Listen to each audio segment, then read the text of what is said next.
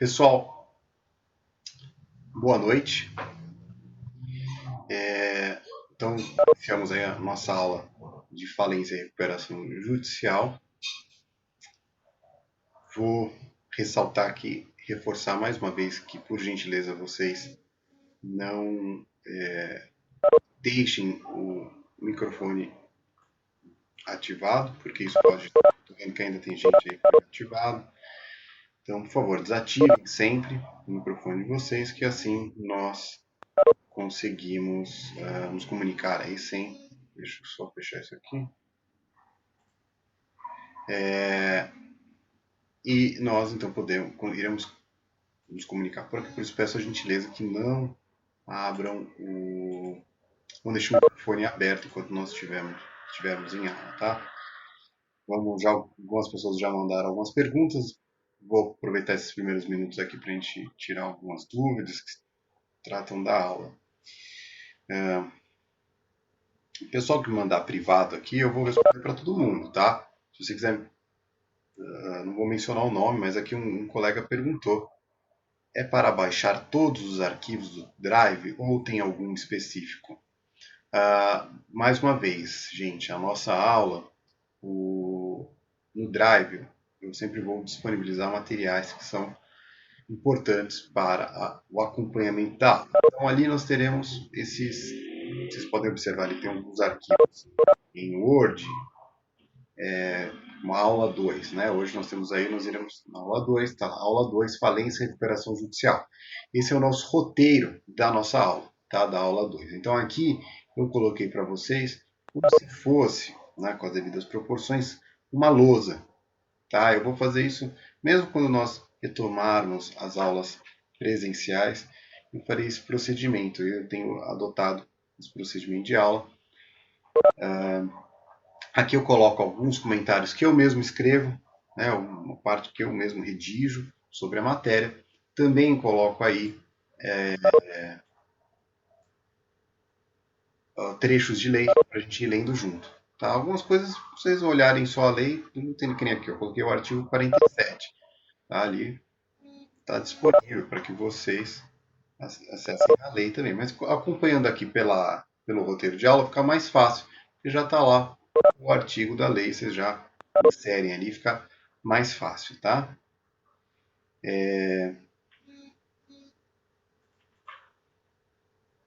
Então, o que eu entendo que é essencial que faça o download, que vocês tenham o material pronto no momento de assistir a aula, é esse roteiro, tá? Então esse eu acho que vocês têm que ter, como se vocês estivessem olhando a lousa. Acho que sempre eu irei disponibilizar eles antes da aula, aí vocês façam o download, imprimam, façam a maneira que achar mais adequada. Aqueles que estiverem utilizando o computador e quiserem ter o celular para ir assistindo a aula e ao mesmo tempo acompanhando, façam isso.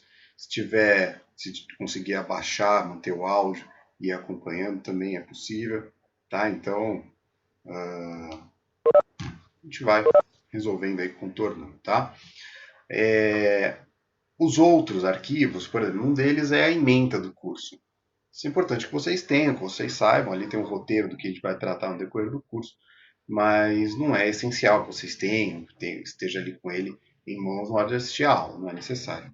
E tem outros documentos que eu coloco, por exemplo, nessa aula nossa aqui de recuperação judicial, de falência e recuperação judicial, eu coloquei ali no drive de vocês um plano de recuperação. Tá? O plano de recuperação, o próprio nome diz, né? Um plano de uma empresa que eu encontrei aí que está ali colocando o plano dela para fazer a recuperação judicial dela. Então, eu coloquei para que vocês para que vocês tenham acesso, para que vocês possam ler, entender e visualizar melhor como é que funciona esse procedimento de plano do plano de recuperação judicial, tá? Esse daí também não precisa ter ele em mãos durante a aula. Eu acho que é importante que vocês façam uma leitura após a aula para que vocês entendam melhor e consigam visualizar melhor o que é esse tal de plano de recuperação judicial, tá bom? Então, eu diria isso. O que é realmente necessário, em suma, é o download das aulas. Depois, os outros serão documentos que eu farei menção. Tá? E a ementa, ela está ali, é aquilo que vocês já sabem, é a matéria que vai ser abordada durante a aula, tá bom? que mais? Gente, pessoal colocando o nome RA aqui no chat. Não precisa, tá? A presença vai ser considerada daqueles que ingressaram na aula. Eu consigo visualizar vocês aqui, então não há necessidade que vocês coloquem vocês coloquem ali o nome RA, tá? Não nem fiquem fazendo isso porque só acaba vai um monte de, né? Vocês fazem isso por um hábito ou algum professor pede que vocês coloquem o nome RA nesse chat aqui? Parece que vejo que alguns alunos têm É hábito, esse professor. impulso. Né? Porque não tem como a gente ficar depois verificando isso, tá? Então não façam. É perder tempo. Isso aqui não vai considerar a presença de vocês. A presença de vocês será verificada aqui, tá? Quando vocês entram para participar da aula. Aqui eu consigo ver quanto tempo você assistiu da aula, né? Isso aqui é uma ferramenta para reuniões. Então vamos supor que eu fosse o chefe aqui de vocês. Ele tem um local ali que eu consigo acessar e eu vejo quem assistiu, quais funcionários mesmo que assistiram a aula, quanto tempo eles assistiram. Então, se assistiu 10 minutos da aula, não vou dar presença. Tá? Se assistiu só essa aula, vou dar presença só para essa aula. Tá? Então, esse vai ser o critério. Não adianta ficar escrevendo nome, RA aqui, porque isso não vai adiantar. Eu vou verificar quem assistiu e quem não assistiu. Por isso também é importante que vocês ingressem aqui na aula com o nome correto de vocês. Por exemplo, tem algumas pessoas que não estão com o nome adequado, eu não consigo localizar elas, depois eu não consigo dar presença. Tem uma pessoa que está com PHOV17, não sei o que é isso, tá? Não sei quem é essa pessoa. Algumas estão só com o primeiro nome, também isso atrapalha. Se você colocou o seu nome e o RA, pronto, eu já consigo te diferenciar dos demais. Agora, se você colocar só o teu nome ali e tiver uma pessoa com o mesmo nome que o seu, vai ficar difícil de eu te localizar. Tá? Salvo se por sorte a outra pessoa também estiver lá, eu vou saber. Ó, que nem a Gabriele. A Gabriele não colocou nem nome, nem sobrenome, nem o RA dela ali no login, né, no nome que ela utilizou para ingressar na reunião. Então fica difícil se tiver uma outra Gabriele, aí eu vou ficar com dificuldade de entender qual delas que assistiu a aula. Tá? O Aguinaldo também fez isso, ó, também. Então, se puderem colocar o sobrenome e o RA, só o sobrenome ou só o nome e o RA já resolve, tá? Só, por favor, não fiquem colocando esses nomes. Aqui, um monte de gente colocando nome e RA, né? Maravilha. Estou com problema no áudio. Bom, pessoal, vocês estão me ouvindo bem? O que às vezes atrapalha o áudio é quando alguém está com o microfone aberto e isso atrapalha ouvir a minha voz. Por isso que às vezes dá problema. Alguém mais está com problema de áudio?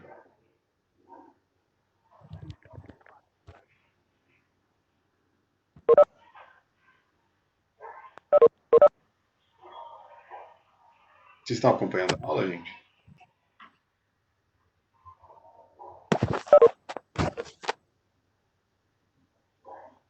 Tá.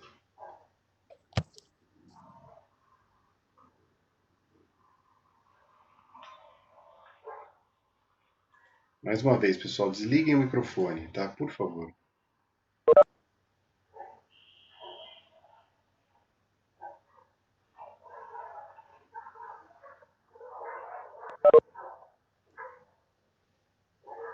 Deixa eu ver como é que faz para desativar de todo mundo. Desativar o som na estrada.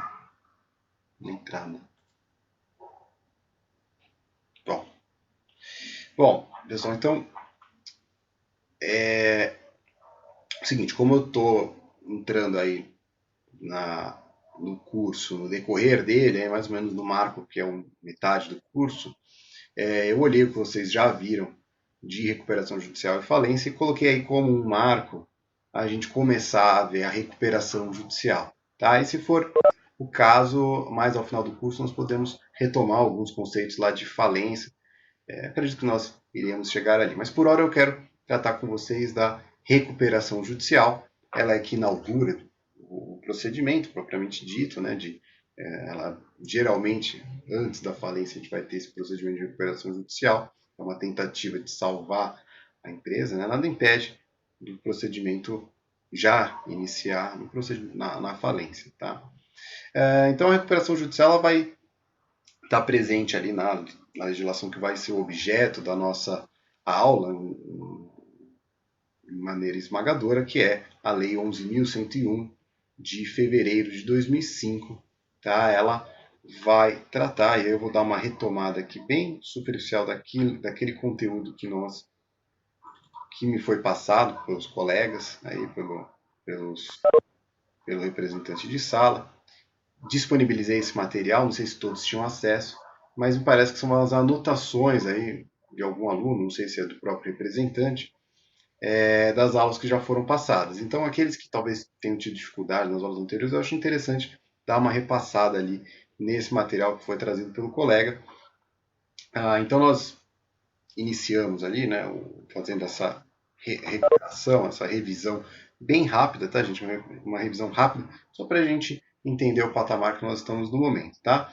Então, nós observamos ali que a falência, né, a recuperação judicial, ela tem o objetivo de evitar a quebra da empresa para ela se reerguer. No caso aqui está escrito falência e recuperação judicial. Na verdade, é a recuperação judicial que tem esse intuito de reerguer. Aqui está escrito falência e recuperação. Esse material não foi o que redigi, está equivocado aqui. Tá? A falência ela serve para pagar os credores, aqueles que têm dívidas com aquela empresa, e a empresa deixa de existir. A recuperação judicial não. A recuperação judicial sim tem essa ideia de reerguer a empresa. Tá? A falência, sim, ela vai ser uma forma de garantia dos credores, é uma forma de garantir que aqueles créditos que eles tiveram com a empresa eles sejam quitados. E a falência em si, a gente não está falando agora da recuperação, a gente está falando da falência. A falência é esse procedimento de encerrar a atividade da empresa e utilizar o próprio patrimônio dela para pagamento daqueles débitos. Tá? Então, a empresa chega num ponto, ela fala, não consigo pagar meus funcionários, não consigo mais pagar os fornecedores, não consigo pagar mais ninguém. E ela fala, quebrei. Ela declara, olha, quebrei, estou falida. Ela pode ela mesma entrar com um procedimento de falência, ou algum credor entra com um procedimento de falência, é um procedimento judicial. E aí vai ser, em palavras muito singelas, muito sucintas, vai ser feito um levantamento do que ela tem de crédito, do que ela tem de patrimônio, com o que ela tem de débito. E aí vai se utilizar esse patrimônio dela para pagar esses débitos. Tá? Existe todo um critério para esses pagamentos. Primeiro, uma hierarquia de quais são pagos primeiros e os que são pagos ao final. Né? Nós vimos ali que já o que foi, pelo que eu vejo que vocês já estudaram, que nós temos uma classificação de credores e cada um vai ter uma posição ali no recebimento do seu crédito. Só para tentar ilustrar melhor isso aqui para vocês, se eu tenho uma empresa e aí eu tenho lá um fornecedor que me trouxe refrigerante, tá? Vamos supor que eu tenho um restaurante, tá? O restaurante quebrou, não consigo mais, estou com uma dívida enorme, não imagino que eu vá sair dessa, ainda mais, imagina, com essa situação de pandemia e tal, o restaurante está fechado há mais de um mês e eu observo que não tem como sair dessa, eu já estava com uma situação frágil, já estava devendo para todo mundo, e aí eu falo, olha, já era, vou decretar falência. Ou alguém que eu não pago vai lá e pede a minha falência. O juiz vai decretar, então, que está falido, né? Vai ter um protesto do título, o título não vai ser pago, e aí vai haver a falência, né? Vai ser declarada a falência da empresa. E aí vai se abrir o procedimento de pagamento desses débitos aos credores, tá? Vai se ver o quanto tem de patrimônio. Então, vamos supor, eu tenho ali no meu restaurante, eu vou ter os fornecedores, eu tenho os funcionários que eu estou devendo imposto, eu estou devendo lá para o fornecedor de frutas e legumes que me traz aquele material, estou devendo para o açougueiro, estou devendo para o segurança que fica ali na porta, estou devendo para o gerente, estou devendo para os garçons, estou devendo para o chefe lá do meu restaurante, estou devendo um dia. Só que cada um deles vai ter um tipo diferente de crédito. E é isso que vocês viram já, pelo menos o que consta aqui, vocês viram que cada um vai ter um tratamento diferenciado. Então, tipos de credores. O mais abaixo ali na linha, que vai receber por final, é o tido quirografário. É aquele que não tem garantia real. ele tem, é o caso ali, né, dele tem somente um cheque, uma promissória, que garante a relação, mas não tem uma garantia real. Então não tem lá uma casa, não tem nada disso. São aqueles, é o caso lá, por exemplo, do fornecedor. Tá? Oi? Alguém falou alguma coisa? Gente, vamos fechar o microfone? Quantas vezes eu vou ter que pedir para fechar o microfone? Hum? Tem que pedir toda a aula para fechar o microfone, né? Vamos fazer essa, né? Vamos fechar o microfone. É só vir aqui, é só fecha o microfone, tá bom? Porque eu fecho de todo mundo, mas vocês vão lá e abrem, aí não dá pra gente. Aí atropela meu som e ninguém escuta, tá bom? Então vamos sempre fechar o microfone, por favor. Então nós temos o quirografário, que vai ser aquele do último. Depois nós temos o hipotecário, que é aqueles que têm a garantia real. Então, por exemplo, alguém que tem a garantia numa casa, a garantia num imóvel, num veículo, né? Mas o crédito dele tem uma base, tem uma garantia. E tem o pignoratício, que é aquele advindo de penhor, né? Garantia por penhor de imóvel que você pode transportar. E o anticrético, que é a garantia aqui, que é a renda, né? Dar uma renda, uma parte como garantia. Ah, depois nós ingressamos aqui pelo que foi passado para vocês. E só deixando aqui claro, todos esses aspectos aqui dos créditos, isso a gente vai rever futuramente na nossa aula.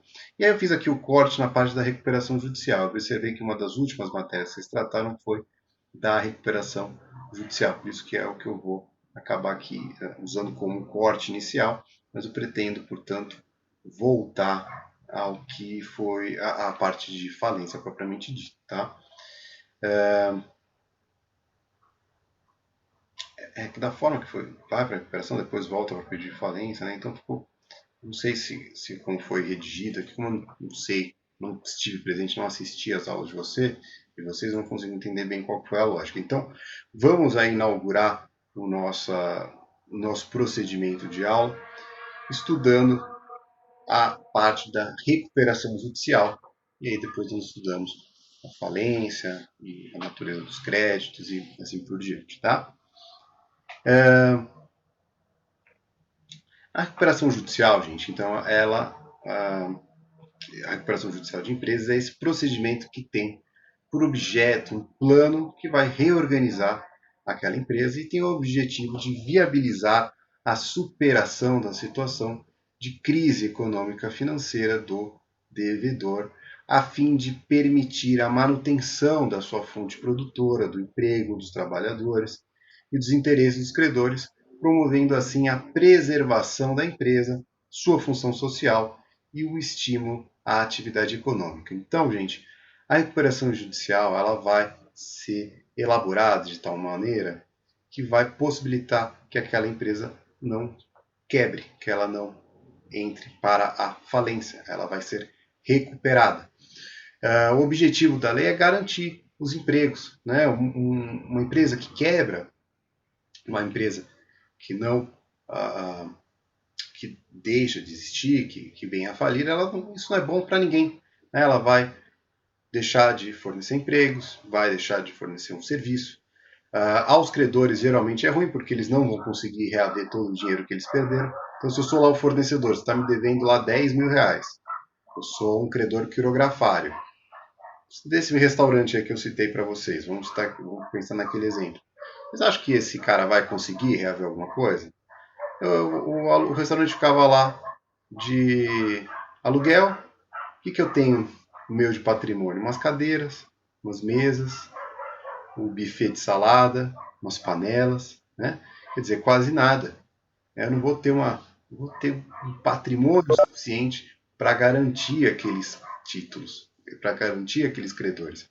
E eu estou citando um exemplo, né? Vamos por esse credor aí que entrega lá frutas e legumes, mas também tem lá o açougueiro, que também eu estou devendo mais os 7 mil. Também tem as dívidas de IPTU, também tem as dívidas de ISS, também tem as dívidas com os funcionários. Eu devendo 13º para os funcionários. Devendo um monte de coisa. Então, certamente, esse quirografar aí, provavelmente por ele ser o último ali na lista para receber, primeiro vão receber os trabalhistas, depois os impostos.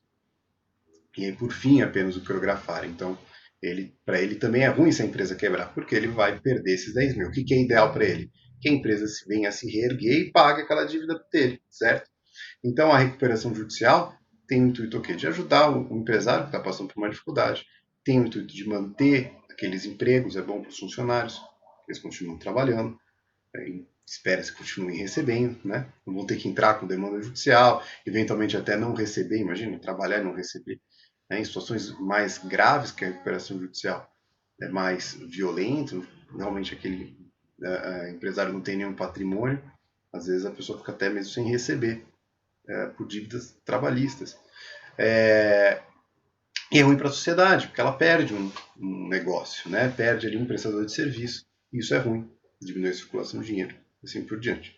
Tá? Então, com esse intuito, e o fornecedor é ruim, porque ele também tinha aquele cliente onde ele fornecia, então, em suma, é ruim para todo mundo, né? É ruim para a sociedade, é ruim para o empresário, é ruim para os trabalhadores.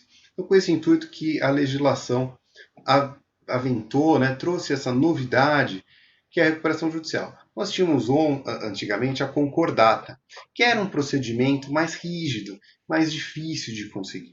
Tá? Eu não vou ingressar aqui com detalhes do que é a concordata, porque já não existe mais. Mas você talvez já tenha ouvido falar nessa palavrinha, né? Concordata. Essa concordata é o, digamos então, aí o pai do que a gente chama hoje de recuperação judicial. A recuperação judicial é um procedimento mais simples e que facilita mais essa forma de reerguer a empresa. A concordata era um pouco difícil. Às vezes, quem escapava de uma concordata eram aquelas empresas que às vezes davam uma vacilada, mas conseguiam se reerguer. Eu trabalhei numa empresa que ela passou por uma concordata, não enquanto eu estava lá, mas porque ela fez um investimento muito grande e aí ela fez com o governo com a União, né, governo federal, há muito tempo atrás. E aí o governo federal pulou fora do barco antes de pagar para ela e ela tinha feito. Aí, gente, vamos ligar o microfone, por favor, amiguinhos. Vamos lá? Não, que já tá acabando. Pronto, desativar todo o som. Então, gente, essa empresa ela passou por, acabou ali fazendo alguns procedimentos que foram um pouco equivocados por administrativa lá e acabou e ela não ia conseguir mais pagar e ela pediu a concordar até ela conseguir se recuperar. Mas veja, foi uma situação excepcional, foi um erro estratégico. Agora, uma empresa que já estava numa situação ruim, dificilmente se recuperava através da concordata. E era uma lei que sofria bastante crítica, justamente por não ser muito, não estimular muito, não proteger aquelas empresas que estavam passando por dificuldade. E aí a recuperação judicial, lá surgindo em 2005, ela traz essa novidade, essa possibilidade de um meio mais eficaz de recuperar as empresas. Portanto, como nós vimos aqui, ela tem esse objetivo de reerguer a empresa, possibilitar essa preservação dos empregos e daquele estabelecimento comercial.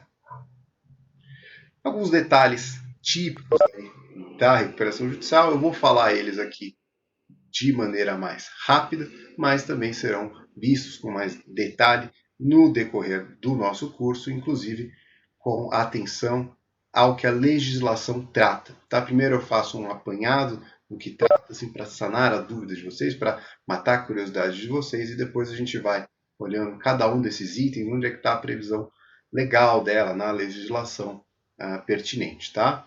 Então nós temos aí que quem pede a recuperação judicial é o próprio empresário. Tá? Então eu vou ali pedir a recuperação judicial. Eu vejo que não tem mais como salvar a minha empresa, de que ela está indo para o buraco, e eu peço ao juiz a decretação de recuperação judicial.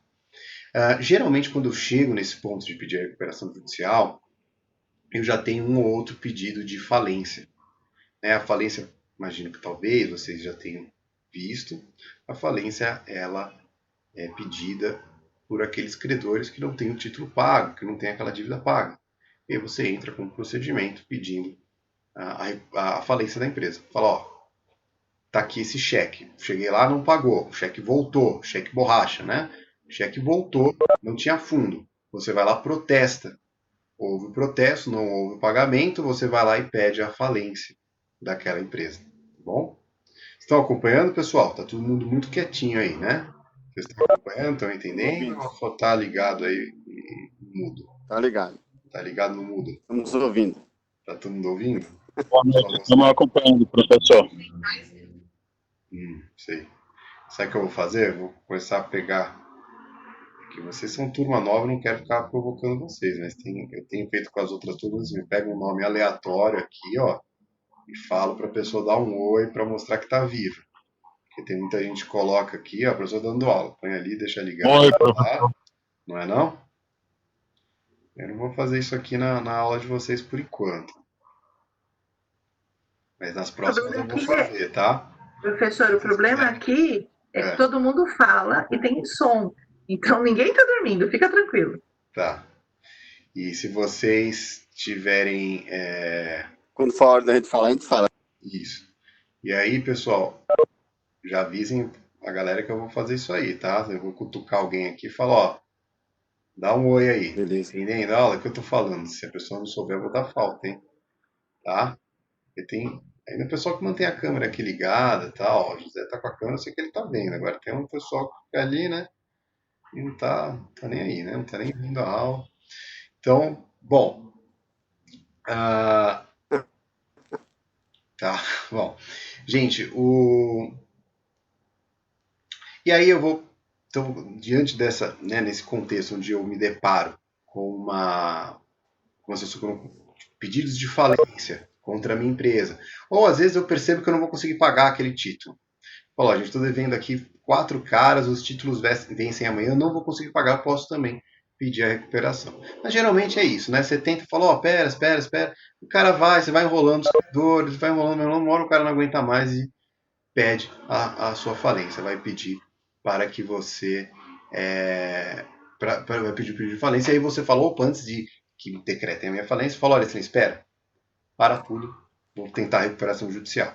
Tá? Aí você faz esse pedido ao juiz. Tá? E o juiz poderá ou não conceder essa recuperação judicial. Geralmente, quando o juiz não aceitar, porque vai faltar alguns requisitos que nós já veremos, para a recuperação judicial, né, se não der e houver esses pedidos de falência paralelo, como eu disse, geralmente eles têm, estão lá tudo correndo em paralelo, os pedidos de falência, o juiz vai declarar a falência. Vai falar, ó, você pediu a recuperação, não conseguiu, você não atendia os requisitos, ou a gente tentou, até o processo é aberto, vai tentando, apresenta o plano, mas não rolou, não conseguiu rolar a recuperação judicial, aí o juiz decreta a falência. Tá? Então a falência é esse botão de emergência. A empresa está ali pegando fogo, está um monte de devendo, os credores estão te cobrando, você bate aquele botão e tenta, quem sabe, se der certo, se você cumprir todos os requisitos que nós já veremos, o juiz vai suspender todos os créditos ali até aquele momento, e aí você vai ter que apresentar um plano, tentar recuperar, a gente já vai ver isso aí. Então o juiz recebendo o pedido, se ele aceitar, se apertou aquele botão de emergência, o juiz deu, ok, aceito, você está cumprindo os requisitos, vamos lá. Primeiro ponto, receba a tua recuperação judicial. Agora você tem que fazer o seguinte, apresentar um plano de recuperação, tá? E um administrador judicial. O juiz vai indicar, você pode sugerir algum administrador judicial, e aí ele vai dar 60 dias para você apresentar esse plano de recuperação.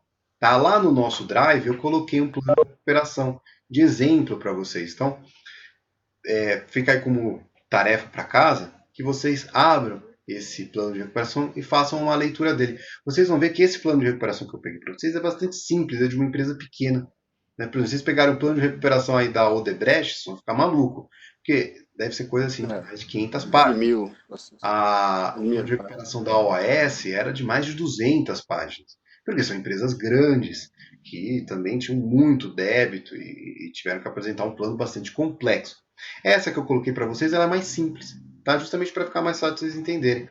Então, leiam, são 30 páginas, muitas páginas são de gráficos, são de números, não precisa ficar, obviamente, lendo esses números, tá? Mas façam a leitura ali do plano de recuperação. Esse plano de recuperação é até interessante, que tem uma parte aí, o administrador até fala um pouco sobre a importância da recuperação judicial, importância daquela empresa, assim por diante. Então, façam aí essa leitura, tá? Tem alguma pergunta aqui, tá? Tem algum critério para fazer a recuperação judicial? Sim, existem alguns requisitos, tá? Que são cumulativos, nós já veremos ali que tem na lei, tá bom? Mas, claro, um deles é que você esteja com dificuldade de pagamentos, tá? Você está com uma situação de não conseguindo pagar, sua empresa está ficando ali com dificuldades de pagar os seus compromissos, e aí a gente pode pedir a recuperação. Mas a gente vai ver aqui na própria legislação o rol cumulativo de exigências para que o juiz defira a recuperação judicial. Pois bem, então, apresentado esse plano de recuperação, nós teremos, então o plano será acompanhado por um administrador judicial que poderá ser indicado pelo autor ou pelo juiz e sempre será homologado pelo juiz. Então, esse administrador judicial ele será uma empresa, tá? A gente fala administrador judicial não é uma pessoa, tá? Vai ter ali a representação de uma pessoa, mas geralmente é uma empresa, uma empresa inclusive especializada, tá? Ela geralmente participa da elaboração desse plano de recuperação. Tipicamente é composto por escritórios de advocacia ou de contadores ou auditorias também. A auditoria acaba juntando tanto o advogado quanto contadores. Tá? Quem não sabe o que é auditoria é que eles fazem auditoria, né? Aquelas, tem a Big Four, né? Que é a pesquisa, vai. Hã? Desculpa. Qual que é? Não fala. Eu esqueci. Tipicamente tem Fazem levantamento do ativo e do passivo. As Big Four, quer ver? Deixa eu procurar aqui. Que faz as buscas. Né? É a PwC, a Deloitte, a KPMG, tá? E a EY. Também são as 3 aí chamadas as Big Four. São as 4 grandes empresas de auditoria. Tem tantas outras também. Essas são as 4 grandes empresas de auditoria no mundo inteiro, tá? E elas vão ali auxiliar o administrador judicial. Claro, se a sua empresa for mais humilde, obviamente você não vai contratar TWC ali para ser a sua auditora. Você vai contratar ali um escritório especializado, alguém que realmente vai ser escolhido pelo juiz, né, para ser mais preciso. E aí o juiz vai homologar aquele administrador judicial. E esse administrador judicial Ernst Young, né? A EY é Ernst Young. O administrador judicial ele vai ter essa obrigatoriedade, essa responsabilidade de dar efetividade, de fazer essa comunicação ao juiz do que está ocorrendo no plano de recuperação, se estão sendo cumpridas os requisitos, as demandas ali da recuperação judicial, e também vai, além da comunicação, ele também vai ser responsável por gerir a recuperação. Então ele vai verificar se estão sendo cumpridos, ele vai ter inclusive a responsabilidade de garantir aos credores que aquela empresa está ali fazendo o que está previsto no plano. E o plano de recuperação judicial ele pode ter ali dentro não adianta só falar assim, vou tentar pagar. Não, o plano é justamente um plano. Você vai falar, olha, vou vender essas empresas para conseguir capital, vou mudar o meu foco de atuação, vou procurar diversificar os meus negócios, ou vou tentar dar foco no meu negócio. Então, às vezes, uma empresa grande que tem várias frentes, quando ela entra em recuperação judicial, ela vende os braços dela que não estão dando dinheiro. Então, se eu tenho uma empresa que tem construção, tem investimentos em agricultura, em agropecuária e também em educação, sei lá, uma empresa, um conglomerado desse, esse conglomerado quebra.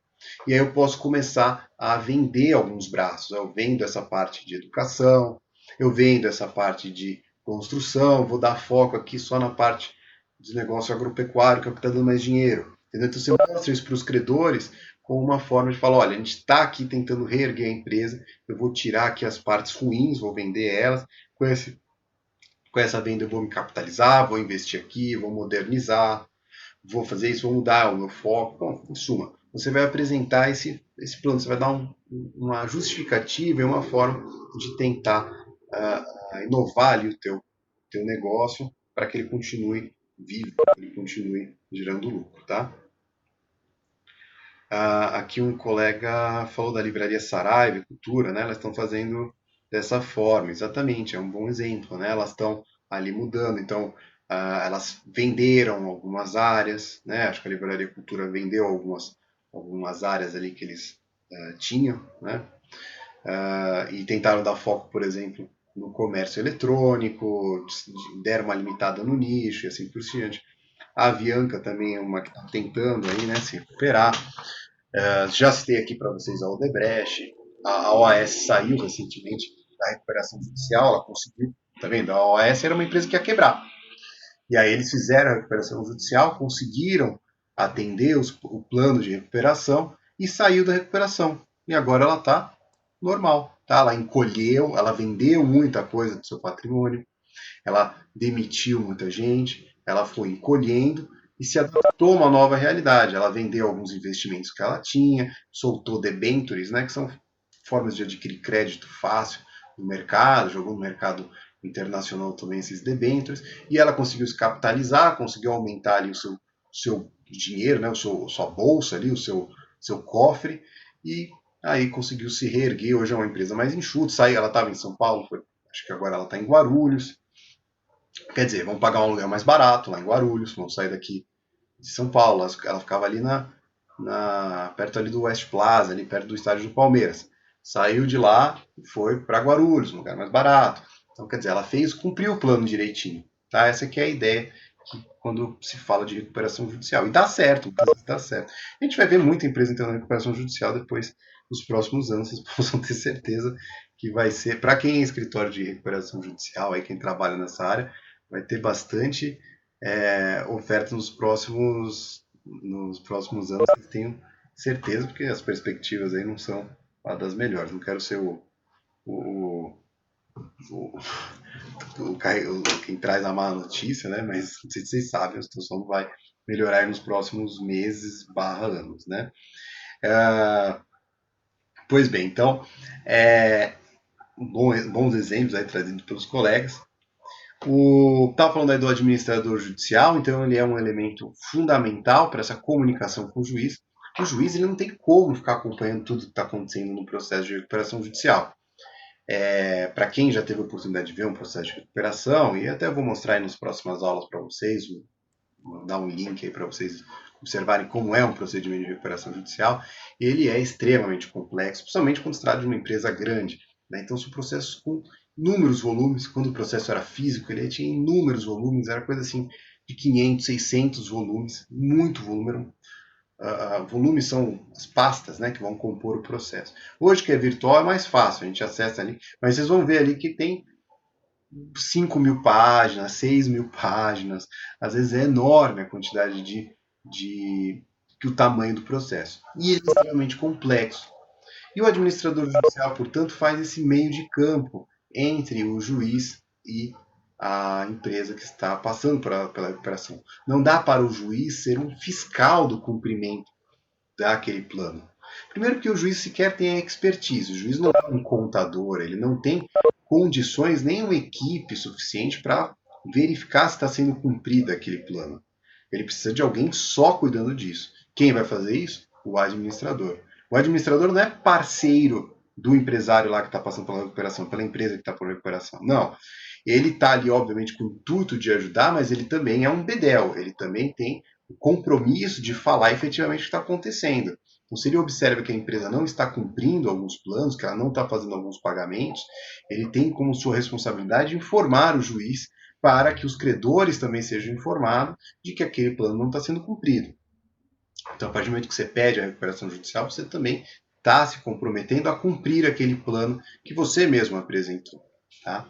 Então, e o administrador vai ter essa função de tanto auxiliar ali no cumprimento daqueles deveres, como também de informar os caso eles não estejam sendo cumpridos. Então, já vi situações aí de recuperação judicial onde o administrador ficava desesperado, falava, olha, eles não estão cumprindo aqui. E aí o juiz falava, não, tudo bem, manifesta, dava um prazo a mais. O juiz mesmo dava ali um jeito e tal. Mas assim, o administrador não podia ele dar essa liberdade. Ah, não, vou dar um tempinho aqui, ó, parece que tinha que pagar até o final desse mês.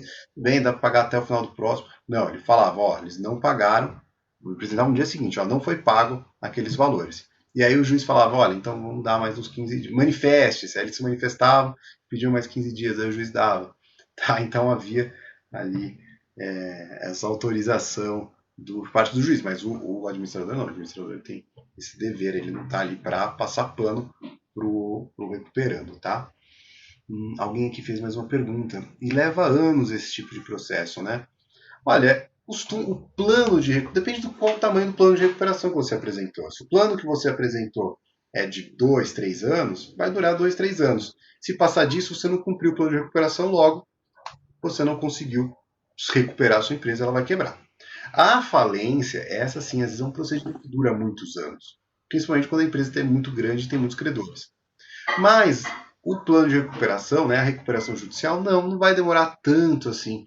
Vai só está limitado ao que vai durar o plano de recuperação. E geralmente é rápido. Você pede a recuperação judicial, em 60 dias o juiz pede que você apresente o plano, você apresenta. O plano vai depender de ser aprovado ou não pelos credores, nós já veremos isso. Se houver aprovação, você tem aquele prazo que você colocou no plano de recuperação para cumprir. Se você não cumpriu, o plano não foi para frente e, portanto, vai certamente ocorrer a falência da empresa, tá? Existe recuperação extrajudicial? Não, a recuperação ela deve ser sempre judicial, tá? Até porque tem todos esses requisitos, né? Senão ficaria muito fácil, né? Eu colocaria lá qualquer um e aí eu só ficava enrolando meus credores. É um procedimento exclusivamente judicial, tá bom? Inclusive, aqui em São Paulo, nós temos varas especializadas em recuperação judicial. São varas que só tratam de recuperação judicial. E o que é bom, porque aí o juiz fica especializado. Eu já vi recuperações judiciais, aí trabalhando como advogado, né? De recuperações judiciais, às vezes até de empresas pequenas, mas que são lá do interior. E aí elas acabavam ficando em varas menores, ali, às vezes varas únicas. E aí, infelizmente, os juízes têm um pouco mais de dificuldade. Né? Não são todos os advogados, inclusive uma minoria, tem domínio sobre recuperação judicial.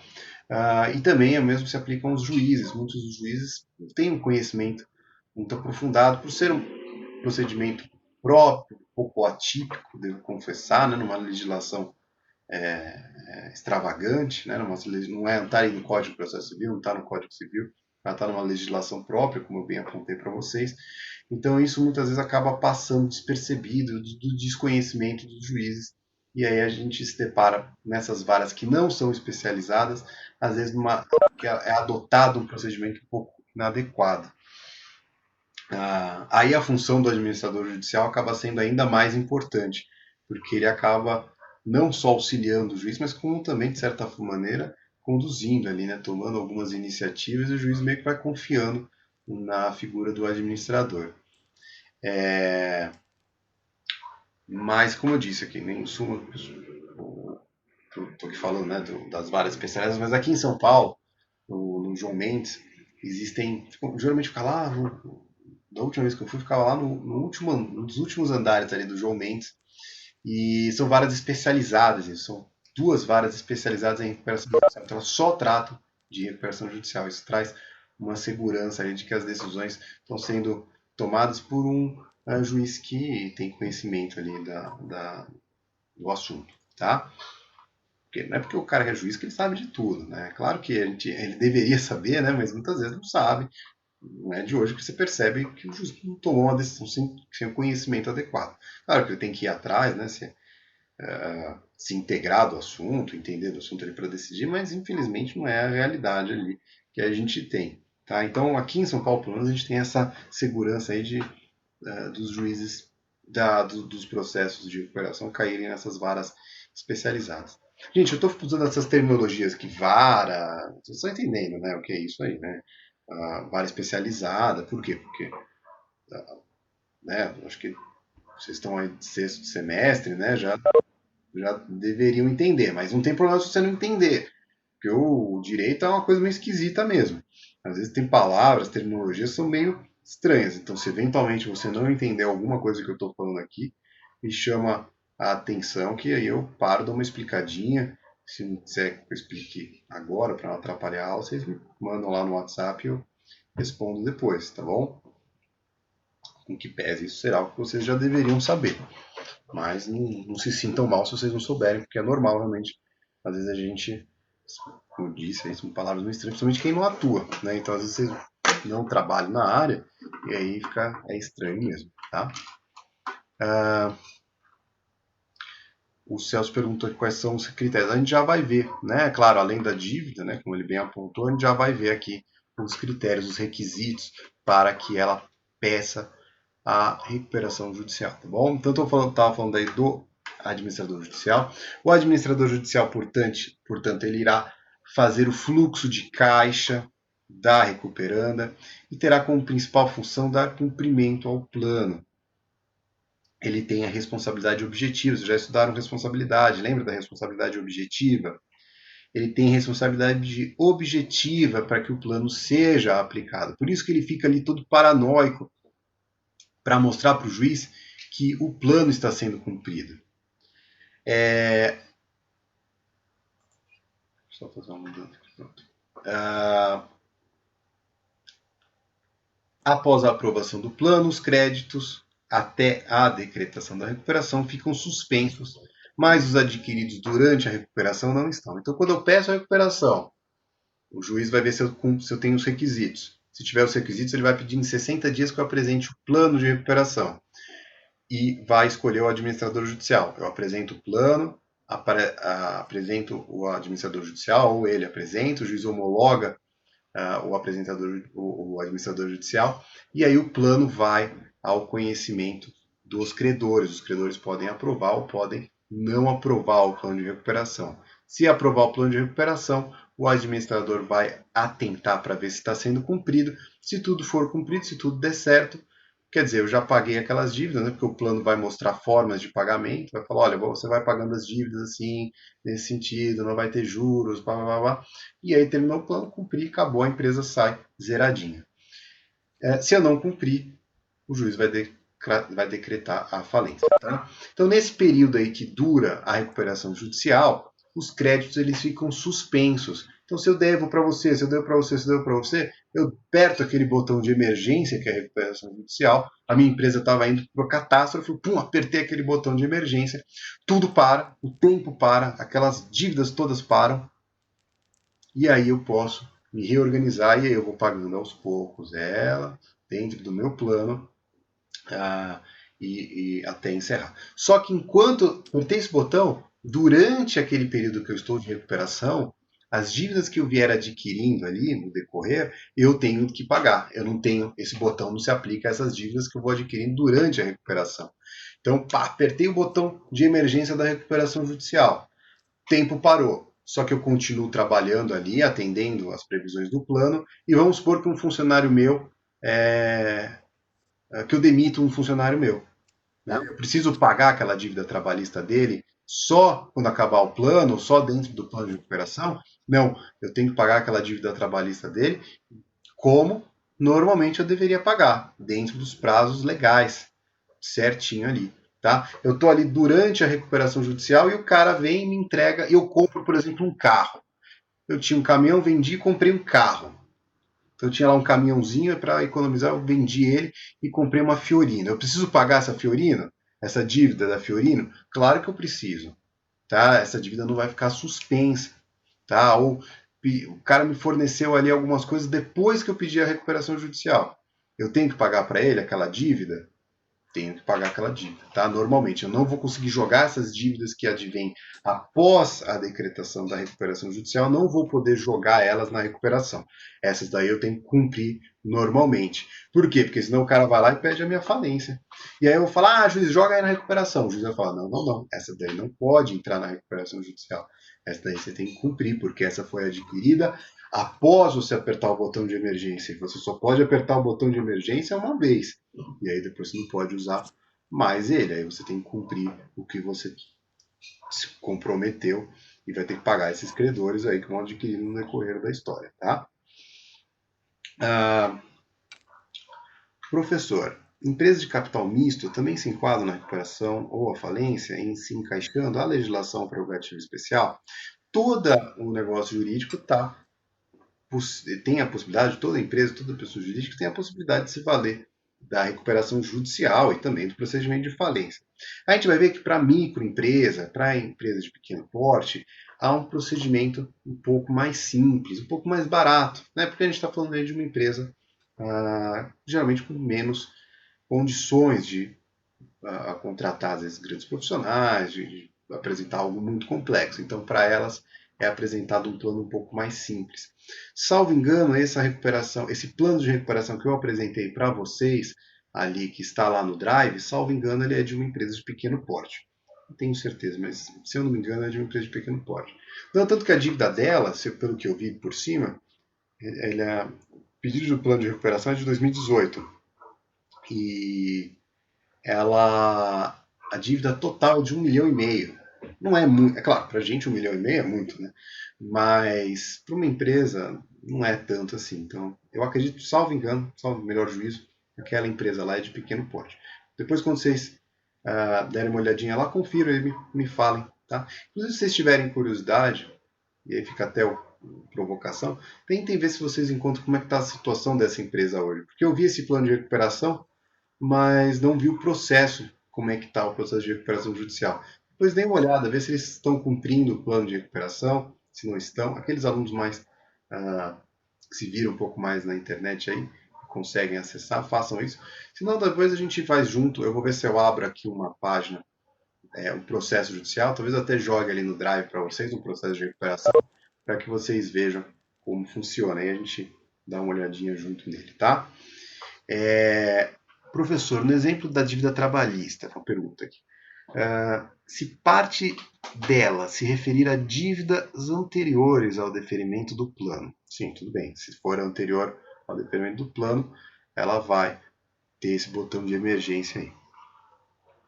Exemplo, horas extras, antigas, ainda devidas. Elas podem entrar na recuperação? Sim, elas vão, né? Ela é uma dívida que vai entrar ali no procedimento de recuperação. Só que ela vai ter um critério próprio, né? Porque dívidas trabalhistas elas têm uma prioridade acima das demais, tá bom? Gente, então, vamos dar uma olhadinha aqui, só para encerrar a nossa aula, sobre o que fala a legislação lá no seu artigo 47, que é o primeiro que vai falar sobre recuperação judicial, tá? O artigo 47 fala o seguinte: a recuperação judicial tem por objetivo, ela vai falar aquilo que a gente já falou um pouco, mas vamos ler aqui nos termos da lei, que é importante a gente já ir assimilando com a terminologia legal, tá, gente? Importante que vocês também façam a leitura da lei, para vocês já irem se acostumando com as palavras, com o linguajar típico da legislação.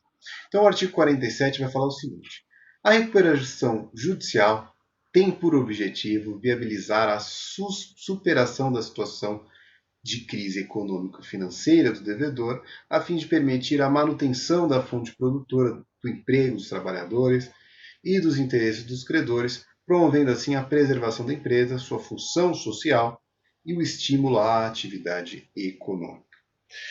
Tem como requisito, e aí como vocês estavam falando, né, várias vezes, mais de um aluno perguntou aí dos requisitos, os requisitos para que eu consiga a recuperação judicial eu devo exercer a atividade empresarial há mais de 2 anos.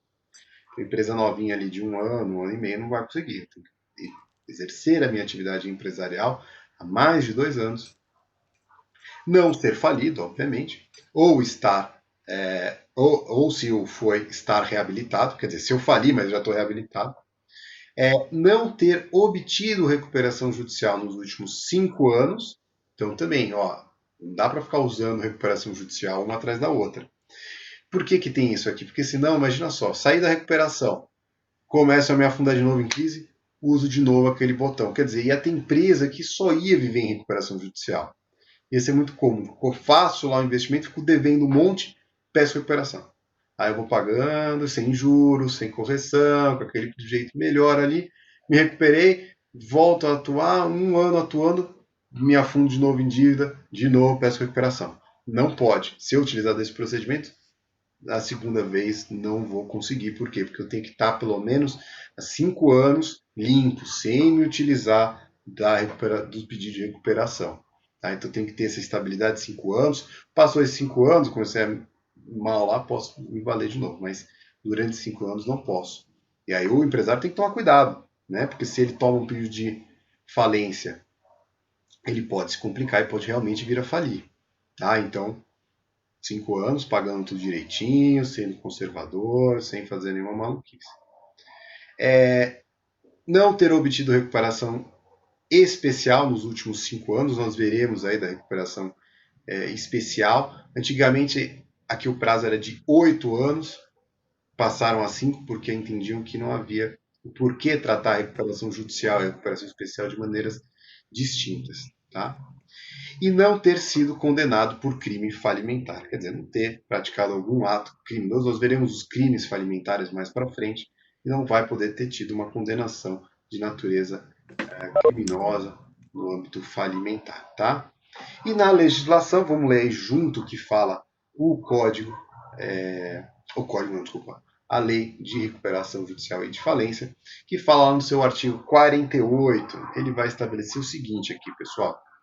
Poderá requerer recuperação judicial o devedor que, no momento do pedido, exerça regularmente suas atividades há mais de 2 anos e que atenda aos seguintes requisitos cumulativamente. Então, o artigo 48 já fala que eu tenho que ter exercido pelo menos há 2 anos a minha atividade empresarial. E veja só, gente, a própria legislação aqui vem falar o seguinte: e que atenda aos seguintes requisitos cumulativamente. O que é isso, gente? Cumulativamente. Que tem que ser todos eles, todos esses itens presentes aqui no artigo 48 devem estar presentes na situação ali da empresa recuperando. Tá? Então, o artigo 48 vai listar todos eles e todos eles devem estar presentes. Ou seja, vamos lá ver o que fala. É aquilo que a gente já viu, mas vamos ver aqui o que é os termos da lei, o que ele se refere. Bom, não ser falido e, se o for, estejam declaradas extintas por sentença transitada em julgada as responsabilidades daí decorrente. Então, não posso estar com a empresa falida, porque se a empresa estiver falida, não consigo recuperação. Tá? Se já houve a decretação de falência, não dá mais para pedir a recuperação.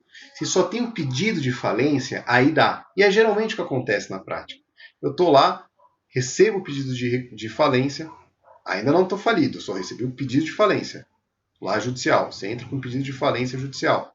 Eu sou notificado daquele pedido de falência, falo, não vou conseguir pagar isso aqui, vou pedir a recuperação. E aí eu aperto o botão de emergência de recuperação judicial. Posso, como eu falei já para vocês, posso apertar o botão de emergência da recuperação judicial antes mesmo desse pedido, mas geralmente se espera, o empresário ele vai esperar ali aquele momento que não dá mais, falei, não dá mais, agora vamos para o pedido de recuperação. Por sinal, deixa eu até comentar aqui o que às vezes acontece na prática da recuperação judicial, que é meio sacana, mas o empresário faz isso, tá? Não é para vocês fazerem, mas vou falar o que acontece. E o pessoal, eu trabalhei em empresa, né, no jurídico de uma empresa, e o pessoal começou a pegar o jeito do que acontecia. Começava a perceber um tipo de comportamento de empresa quando ela ia quebrar. Ele faz um pedido gigante. Né? Então aquele funcionário lá, aquele cliente, né, ele sempre pedia todo mês um valor de, sei lá, 10 mil produtos. E aí, num mês ele vai lá e pede 50 mil. Você fala, por quê? Sabe? É perto do Natal, teve algum... Não, ele faz um pedido muito maior. Aí quando ele faz isso daí, ele vai lá e pede a recuperação judicial. Né? Por quê? Porque aí ele é aquele valor que ele vai poder esticar para pagar. Então o pessoal falava, ó, se fez um pedido muito grande, você desconfia que o negócio não está indo muito bem. Tá? Se fez um pedido muito grande, não vai pagar, porque está com o cheiro de que ele vai entrar em recuperação judicial. Também é requisito, é cumulativo. Todos eles devem estar presentes ali para que eu consiga a recuperação. Então não posso ser falido, não posso já ter tido a decretação de falência. E se eu tive, eu tenho que ter saído. Olha, teve ali, mas consegui escapar. Teve pedido de falência, mas conseguir escapar, tá? Não tem mais nada. Mas se tiver lá o pedido de falência, já finalizou, não vai dar para eu conseguir. Se tiver só o pedido, beleza, dá para entrar com a recuperação. Se já tiver transitado julgada a sentença, aí não dá mais, tá? Não ter há menos de 5 anos o pedido de concessão dessa recuperação judicial, não vai poder ter já utilizado desse botão de emergência nos últimos 5 anos. Não ter há menos de 5 anos também, no caso de recuperação judicial, com base no plano especial que se trata a seção 5 desse artigo, que foi acrescido recentemente, aí em 2014, essa forma especial de recuperação judicial, que nós veremos mais para frente, veremos na próxima aula. Não ter sido condenado ou não ter como administrador ou sócio controlador pessoa condenada por qualquer dos crimes previstos nessa lei. Então, claro, né, quem vai ter sido condenado é o quê? É o administrador da empresa, é o sócio, né, que se tiver ali, um desses sócios, o administrador, tiver aí a condenação por algum crime ligado, algum crime falimentar, também não vai ser concedido. Por isso, se você for convidar um sócio, um administrador da tua empresa, ou se você for advogado, é importante que você faça ali o levantamento da capivara desse indivíduo, né? Levanta ali os antecedentes criminais dele, para ver se ele não foi condenado a algum crime de falência, porque você não vai poder utilizar desse botão de emergência. Às vezes você fala, não, tranquilo, olha aqui, ó, estou há 2 anos, nunca pedi recuperação judicial, tudo tranquilo e tal, vou pedir a recuperação judicial. Vai lá e aí descobrem que o seu sócio já praticou algum desses crimes relacionados a crimes de natureza falimentar, e aí você não vai poder. Tá? Então é importante fazer ter esse cuidado, esse zelo para poder utilizar dessa ferramenta, aí, tanto em defesa do seu cliente, quanto se vocês mesmos forem empresários, é importante que vocês saibam dessa exigência, que é muito grave, né? Pode ser uma condição sine qua non. Levantou ali e falou, olha, já foi condenado, acabou, amigão, não vai poder valer-se dessa prerrogativa de recuperação judicial, tá? O parágrafo 1º vai falar que a recuperação judicial também poderá ser requerida pelo cônjuge sobrevivente, herdeiro do devedor, inventariante ou sócio remanescente. Quer dizer, esses herdeiros, esses que venham a adquirir a participação societária ali, o controle daquela empresa, que não é propriamente o empresário, mas que vieram a adquirir após o falecimento, tá? Então, quando eles falam que o cônjuge sobrevivente é aquele que sobreviveu, né? Se a esposa era empresária e ela morreu, ou o marido era empresário e ele morreu, aí o herdeiro será, de regra, o cônjuge, os filhos, e esses também poderão pedir a recuperação judicial por uma questão sucessória. Tratando-se e o parágrafo 2º vai falar o seguinte, tratando-se de exercício de atividade rural por pessoa jurídica, admite-se a comprovação do prazo estabelecido no caput desse artigo, no caso, qualquer agente, aqueles 2 anos, no caput desse artigo, por meio da declaração de informações econômicas fiscais das pessoas jurídicas, né, o DIPJ, que tenha sido entregue tempestivamente, que é aquela prestação lá de atividade rural. Por quê? Porque a atividade rural é um pouco mais difícil de você comprovar. Então, o parágrafo 2º vem tratar ali de uma situação específica da atividade rural, que você pode demonstrar que você exerceu essa atividade por meio da declaração do DIPJ, tá? Deixa eu ver aqui.